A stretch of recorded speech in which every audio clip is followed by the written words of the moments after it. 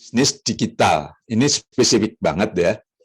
Kuliah ini kan sebenarnya spesifik nanti arahnya, yaitu kita memahami bagaimana sih mengelola bisnis di bidang digital, paham ya? Bisnis kita itu yang kita pikirkan adalah bisnis yang berbasis digital atau berbidang digital. Itu sangat sempit ya, sudah spesifik, bukan sangat sempit ya, spesifik. Bisnisnya memang bisnis digital. Jadi kalau saya mau membangun pabrik pabrik pengolahan makanan gitu ya. Terus ya spesifik aja, bisnis kita memang hanya olah makanan. Nah, itu namanya kita hanya menerapkan enterprise, sistem informasi enterprise ya, enterprise AIS ya, sistem informasi enterprise. Tidak harus nyambung ke internet misalnya ya. Tapi zaman sekarang mau nggak mau kan nyambung ke internet untuk promosinya. Nah, kita akhirnya masuk ke dunia e-business. Jadi pabrik pengolahan makanan kita itu menjadi perusahaan e-business karena bisnis kita menggunakan IT, dan IT-nya termasuk internet. Kalau kita bicara itu elektronik itu maksudnya internet. Jelas ya bedanya ya. Tapi bisnisnya bukan bisnis digital ya teman-teman ya. Bisnisnya itu murni bisnis makanan, fisik ya. Murni bisnis barang fisik.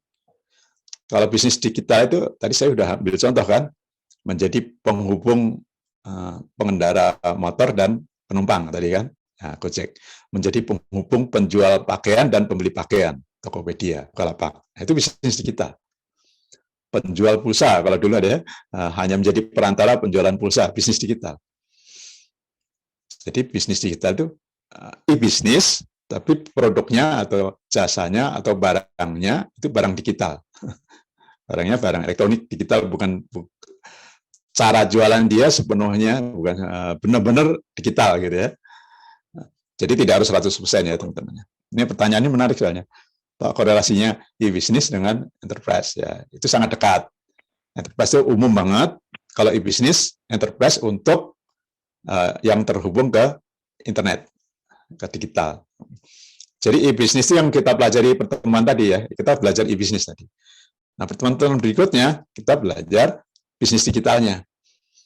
Jadi mengelola bisnis di bidang digital. Agak sempit, meskipun itu bisa lebar juga kan. Pengertian digital itu kan luas sekali kan. Jadi ada mau spesialisasi misalnya gitu ya. Awalnya kan belajar tentang digitalisasi dulu di bidang marketing. Setelah itu, saya mau spesialis di bidang SEO. Saya spesialis di bidang ads, misalkan Google Ads gitu ya. Atau digital ads, jadi periklanan digital. Itu butuh spesialisnya. Ada yang spesialisnya di bidang media sosial. Bahkan sekarang YouTube itu spesialis ya. Ada spesialis di bidang YouTube. YouTuber yang penghasilannya udah miliaran sekarang per bulan ya. Itu kan spesialis banget ya. Jadi bagaimana merancang suatu video yang akhirnya itu ditonton banyak orang. Salah satu tujuannya ya. Ya, jadi digital marketing itu jadi luas, terus nanti jadi spesifik. Kalau dulu kan spesifiknya hanya media sosial, web, gitu kan. Terus web itu termasuk konten berarti ya. Tapi ada juga yang konten itu dipisah-pisah lagi ya, konten media sosial, konten web beda gitu ya. Konten YouTube beda. Ada yang nyebut YouTube itu kan media sosial juga, tapi media sosial spesifik kan, spesifik untuk video. Nah, TikTok beda lagi kan. Instagram beda lagi kan. Jadi itu butuh spesialis itu semuanya. Ya. Pak, nanya lagi Pak. Silakan. Nanti ada tugas akhirnya gitu nggak Pak? Yang harus ada khusus untuk ini itu kan semacam presentasi ya. Jadi proposal singkat terus dalam bentuk presentasi nanti. Nah presentasinya itu kita harus biasakan membuat presentasi video karena kan sekarang digital juga ya. Kalau zaman dulu presentasi kan satu-satu di depan kelas gitu. Itu pemborosan sebenarnya. Nah, sekarang kita buat video. Nanti dibuat video saya ajarkan cara buatnya bagi yang belum tahu. Presentasinya formatnya video di-upload di YouTube ya, di YouTube. Itu mudah sekali lah. Kenapa? Untuk temanya, Pak? Ya sama. Temanya nanti saya arahkan ya. Temanya semua tentang bisnis digital. Tapi bisnisnya apa itu ya bebas. Saya kan tadi baru memberi gambaran secara sekilas ya. Ada yang misalnya, oh saya Pak mau bisnisnya digital di bidang sosial, silahkan. Saya bisnisnya digital di bidang agama, boleh juga. Nah, saya bisnis digital di bidang pinjam meminjam, boleh juga. Kalau mampu ya. Tapi skala kecil, nggak usah. Tidak perlu berpikir yang sangat besar dulu. Kita baru latihan ya. Jadi ini kan mirip kewirausahaan. Bedanya kalau kewirausahaan itu lebih ke jiwa ya. Nah, kewirausahaan itu membuat jiwa kita itu berwirausaha. Nah, kalau sekarang agak teknis sedikit ya. Jadi lebih ke inovasi sekarang. Kita fokus bagaimana membuat ide bisnis di bidang digital.